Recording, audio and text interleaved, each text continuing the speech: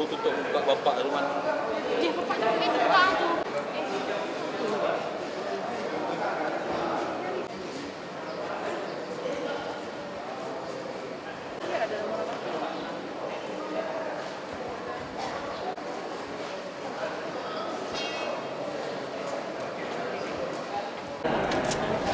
Bapak kandung.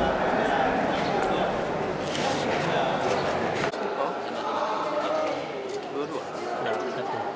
Anak di bawah umur juga? Itu yang kakak, kan?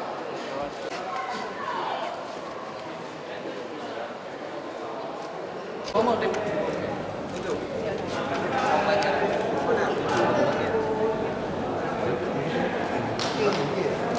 Diri saya yang mana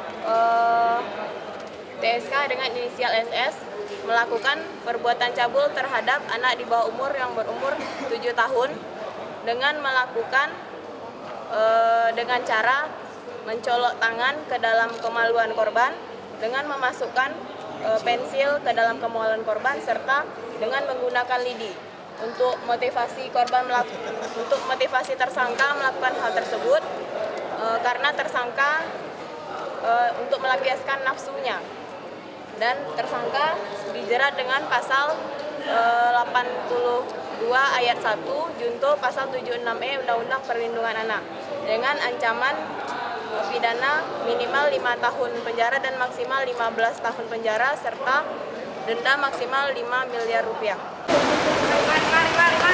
Mari. Cepat-cepat jalan. Dia yang seperti sekarang lari.